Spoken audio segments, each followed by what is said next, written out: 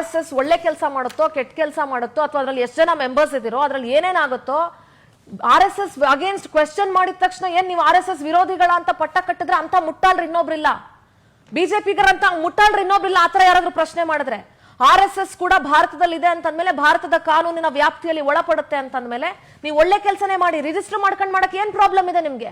ಯಾಕೆ ಇಷ್ಟೊಂದೆಲ್ಲ ಪ್ರಶ್ನೆ ಮಾಡೋದಕ್ಕೆ ಅವಕಾಶ ಮಾಡ್ಕೊಡ್ತಾ ಇದೀರಿ? ಅವಕಾಶನೇ ಮಾಡ್ಕೊಡ್ಬೇಡಿ, ರಿಜಿಸ್ಟರ್ ಮಾಡಿ, ನೋಬಡಿ ವಿಲ್ ಕ್ವೆಶ್ಚನ್ ಯು.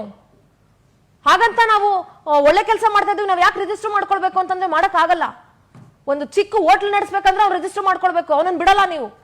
ತುತ್ತಿನ ಅನ್ನ ಚಿನ್ನಕ್ಕೆ ಅವ್ನು ಏನಾದ್ರು ಮಾಡ್ಬೇಕಂದ್ರೆ ಅವ್ನು ರಿಜಿಸ್ಟರ್ ಮಾಡಕ್ ಪ್ರಾಣ ತಿಂತೀರಿ. ಈ ದೇಶದಲ್ಲಿ ಎಲ್ರಿಗೂ ಅಪ್ಲೈ ಆಗುವಂತ ರೂಲ್ಸ್ RSSಗೂ ಅಪ್ಲೈ ಆಗ್ಬೇಕು. ಅದು ಎಂತ ದೊಡ್ಡ ಸಂಸ್ಥೆ ಆಗಿದ್ರು ಅಷ್ಟೇ, ದೇಶಕ್ಕೆ ಪ್ರಾಣ ಕೊಡೋ ಸಂಸ್ಥೆ ಆಗಿದ್ರು ಅಷ್ಟೇ. ದೇಶದ ಸಂಸ್ಥೆ ಅಂದ್ಮೇಲೆ ದೇಶದ ಒಳಗಡೆ ಅದು ರಿಜಿಸ್ಟರ್ ಆಗ್ಬೇಕು. ಏನ್ ಪ್ರಾಬ್ಲಮ್ ಇದೆ? RSS is not above the law, it is not above India.